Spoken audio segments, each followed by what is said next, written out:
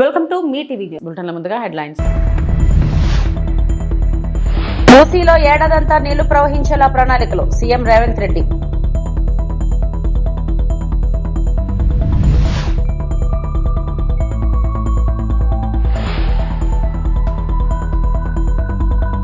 రాజకీయ నేతల ఫోటోలకు స్వస్తి, ఇకపై రాజముద్రతోనే పట్టాదారు పాస్ పుస్తకాలు స్పీకర్ అయ్యన్న పాత్రుడు.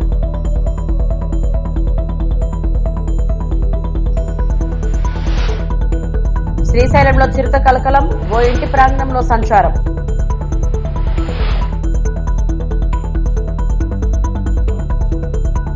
నిజాంలో నిర్మించిన ప్రాజెక్టులే హైదరాబాద్ ప్రజల దాహార్తిని తీరుస్తున్నాయని తెలంగాణ సీఎం రేవంత్ రెడ్డి అన్నారు.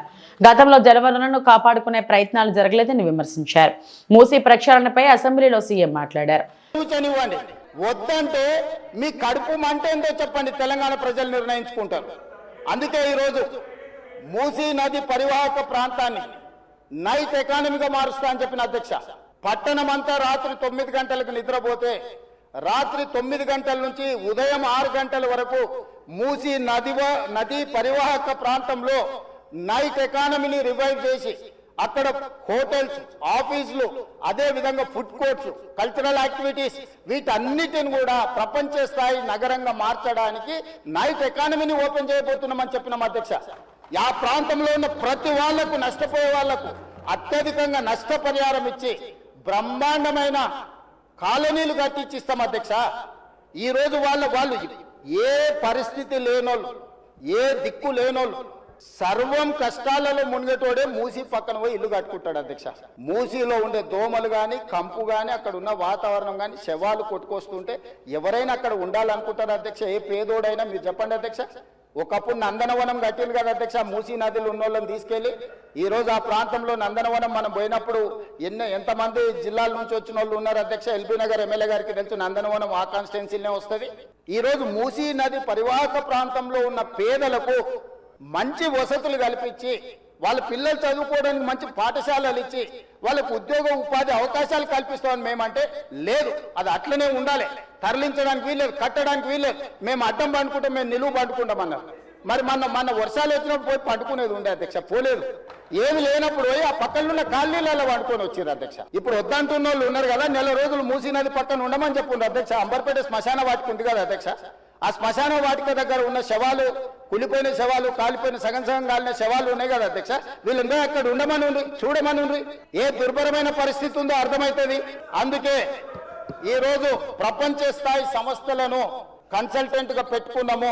ఫస్ట్ ఫేజ్ నర్సీపట్నం రైతుల భూములకు సంబంధించిన పట్టాదారు పాస్ పుస్తకాలపై రాజకీయ నాయకుల ఫోటోలు ఉండకూడదని ప్రభుత్వ అధికారిక చిహ్నమైన రాజముద్రతోనే ఇకపై పాస్ పుస్తకాలు జారీ చేస్తామని రాష్ట్ర అసెంబ్లీ స్పీకర్ చింతకాయల అయ్యన్న పాత్రుడు స్పష్టం చేశారు. శుక్రవారం నర్సీపట్నం స్థానిక మార్కెట్ యార్డ్ లో రెవెన్యూ శాఖ ఆధ్వర్యంలో నిర్వహించిన నూతన పట్టాదారు పాస్ పుస్తకాల పంపిణీ కార్యక్రమంలో ఆయన ముఖ్య అతిథిగా పాల్గొన్నారు.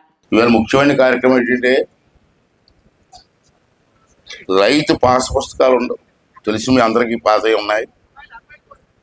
ఆ పాస్ పుస్తకాలని మనకున్న భూముల వివరాలన్నీ కూడా పాస్ పుస్తకాలు ఉంటాయి. ఈ మధ్యన గత 5 సంవత్సరాల్లో ఈ పాస్ పుస్తకాలు ఇష్టం వచ్చినట్టు వాళ్ళు తయారు చేశారు. ఒకరి భూమి ఒకరి పాస్ పుస్తకం వెళ్ళిపోయింది, ఇంకొకరి భూమి ఇంకో పాస్ పుస్తకం వెళ్ళిపోయింది, ఎవరిష్టం వాడిది అయిపోయింది. కొంతమంది అయితే పక్కోడి భూమి కూడా కల్పిస్తున్న పాస్ పుస్తకాలు రాయించుకున్నారు. నాకు ఇంటికి ప్రతిరోజు కూడా మా ఇంటి దగ్గరికి 10-15 కేసులు ఇవే వస్తాయి. నా భూమి కల్పించుకున్నాడండి, పక్క భూమి కల్పించుకున్నారండి అని అనేక కంప్లైంట్. అంచేత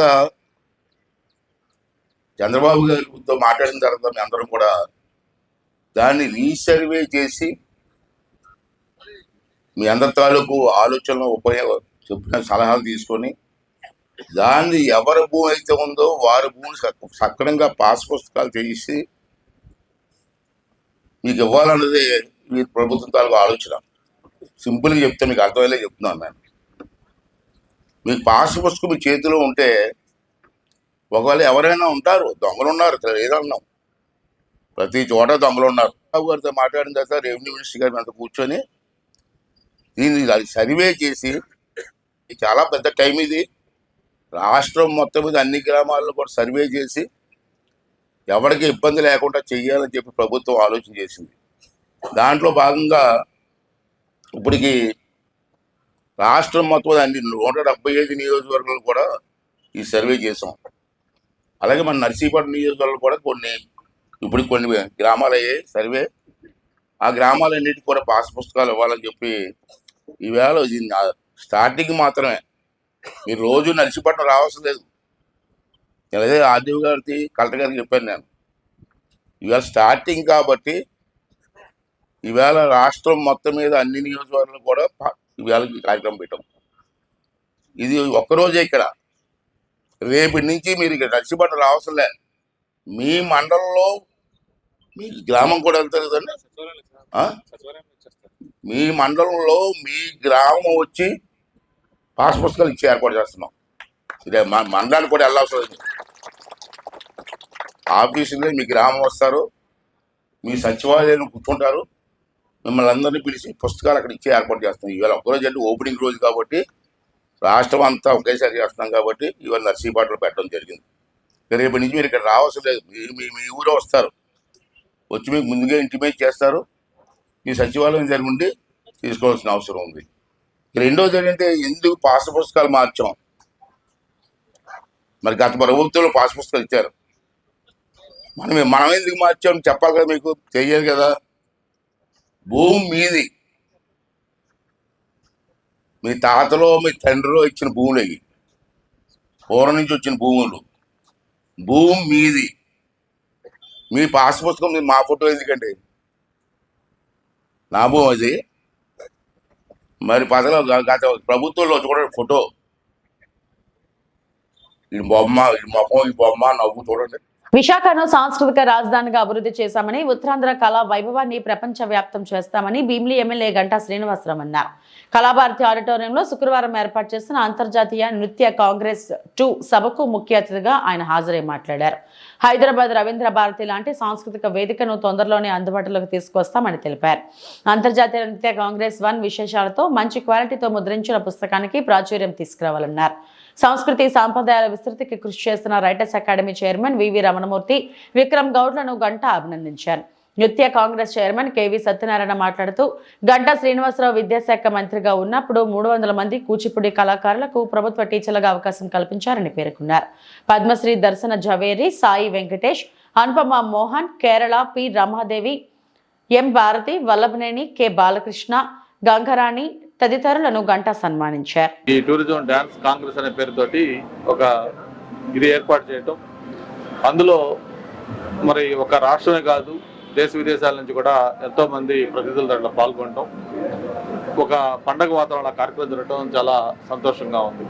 నేను ఈ సందర్భంగా మరి మరొకసారి ఆల్రెడీ చెప్పాను, అక్కడ మళ్ళీ చెప్తా ఉన్నాను. విశాఖపట్నం అనేది ఒక ఫైనాన్షియల్ క్యాపిటల్గా ఆల్రెడీ ఉంది, అది ఒక కల్చరల్ క్యాపిటల్ కావాలి.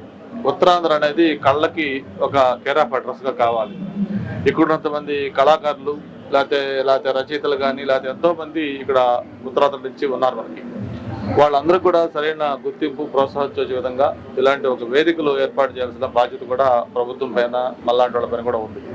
మరి ఈ సందర్భంగా నేను విక్రమ్ని అలాగే రమణమూర్తి గారిని ఒకటే కోరుతా ఉన్నాను, వైజాగ్ని కల్చరల్ క్యాపిటల్గా చేయడం కోసం మీకు ప్రభుత్వం నుంచి ఎలాంటి సహాయం కావాలి, అలాగే ఇక్కడ వైజాగ్లో కూడా మీకు ఇతర సపోర్ట్ ఎలాంటిది కావాలో తప్పకుండా నేను కూడా ఇందులో పార్టిసిపేట్ చేస్తాను, నేను కూడా దీంట్లో భాగస్వామ్యం అవుతాను.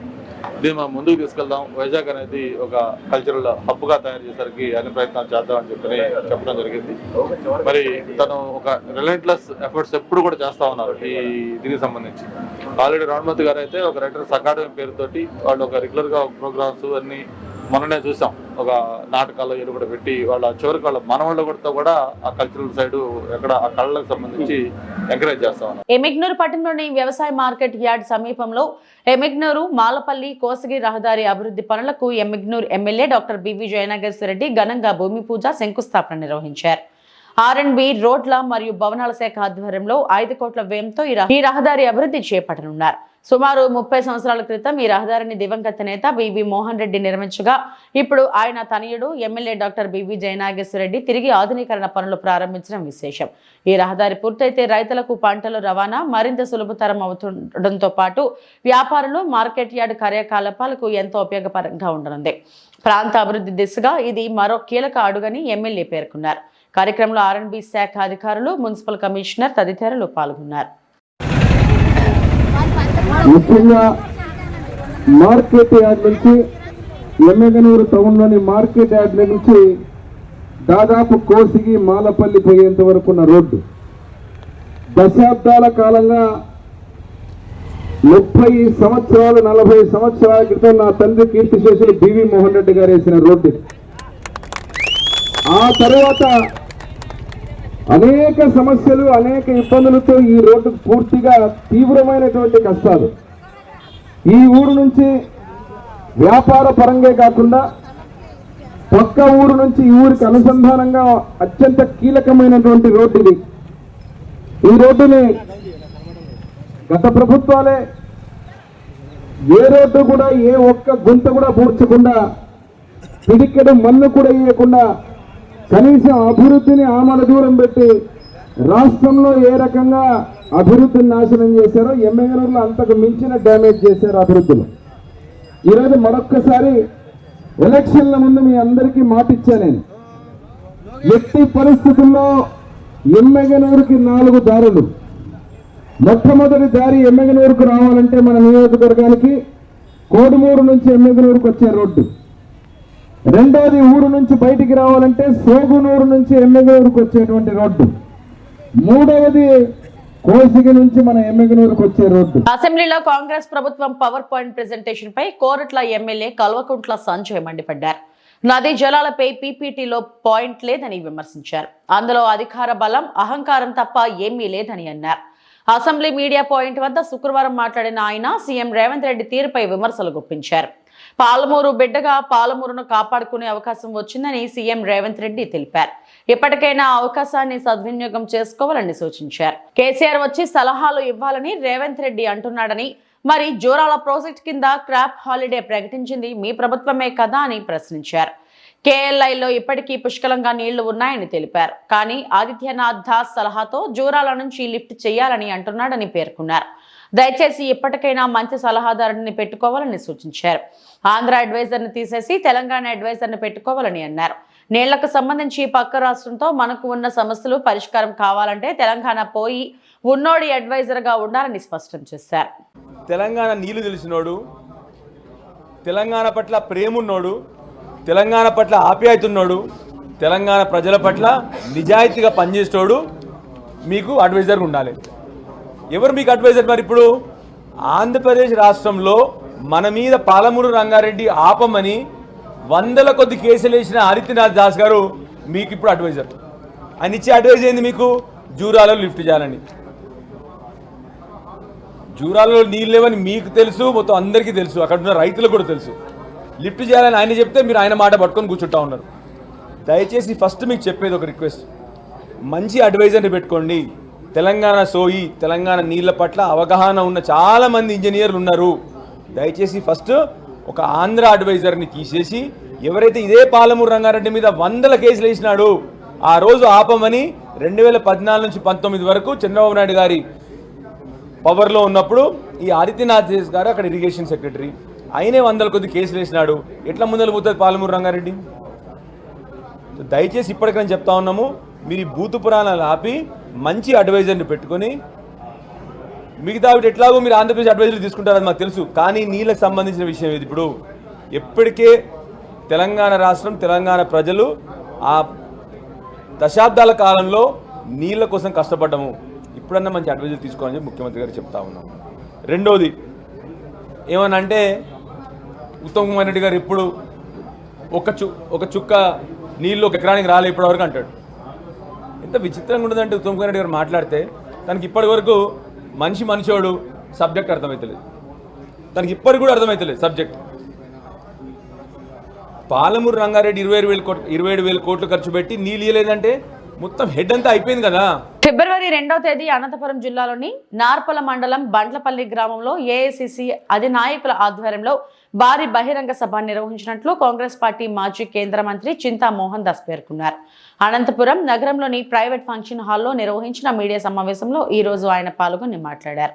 రాష్ట్రానికి ముఖ్యమంత్రులుగా 7 మంది పనిచేసినప్పటికీ రాయలసీమ అభివృద్ధిని ముందుకు తీసుకురావడంలో వైఫల్యం చెందారని ఆయన విమర్శించారు. ప్రస్తుత అధికార పార్టీ ముఖ్యమంత్రి చంద్రబాబు నాయుడు రాష్ట్రంలోని అత్యంత వెనుకబడిన రాయలసీమలో మైక్రోసాఫ్ట్ కంపెనీ పెట్టుబడులు పెట్టేలా కృషి చేయాలని సూచించారు. దేశంలోనే తొలిసారిగా జాతీయ ఉపాధి హామీ పథకం ప్రారంభించిన జిల్లాల్లోనే బండ్లపల్లి గ్రామంలో ఏఐసిసి ఆధ్వర్యంలో భారీ బహిరంగ సభ, మహాత్మా గాంధీ జాతీయ ఉపాధి హామీ పథకం పేరు మార్పును నిరసిస్తూ కార్యక్రమాలు ఉంటాయని ఆయన పేర్కొన్నారు. జిల్లాలో ఫిబ్రవరిలో నిర్వహించే బహిరంగ సభకు ఏఐసిసి అధినేతలు మల్లికార్జున ఖార్గే లేదా సోనియా గాంధీని ఆహ్వానించే అవకాశం ఉందని ఆయన వివరించారు. రాయలసీమలో ఉన్నటువంటి నిరుద్యోగం, మైక్రోసాఫ్ట్, రెండవది రాయలసీమలో ఉన్నటువంటి పేదరికం, ఉపాధి హామీ పథకం మహాత్మా గాంధీ, మూడవది రాయలసీమలో ఉన్నటువంటి ప్రసిద్ధి చెందినటువంటి పుణ్యక్షేత్రం, దేవాలయం తిరుమల తిరుపతి దేవస్థానం. ఈ 3 విషయాలు ప్రస్తావించేదానికి మేము ముందుకు రావడం జరిగింది. ఈరోజు నిరుద్యోగుల పరిస్థితి రాయలసీమలో భయంకరంగా ఉంది. కన్నీళ్ళు, ఆవేదన, కడుపు మంట, చాలా వింటే చాలా బాధాకరంగా ఉంది. బిడ్డలు ఎంటెక్లు చదివారు, కంప్యూటర్లు చదివారు, బిఏలు ఎంఏలు చదివి ఇళ్లల్లో ఖాళీగా ఉన్నారు. కూలికి పోలేరు, తల్లిదండ్రులు పెట్టే అంత ముద్ద తింటూ సంవత్సరాలు గడుపుతూ ఉన్నారు. మన దేశానికి స్వతంత్రం వచ్చి 75 సంవత్సరాలు దాటింది. ఆంధ్రప్రదేశ్ రాష్ట్రం ఏర్పాటై కూడా 75 సంవత్సరాలు దాదాపుగా దాటేసింది. మరి ఈ పరిస్థితుల్లో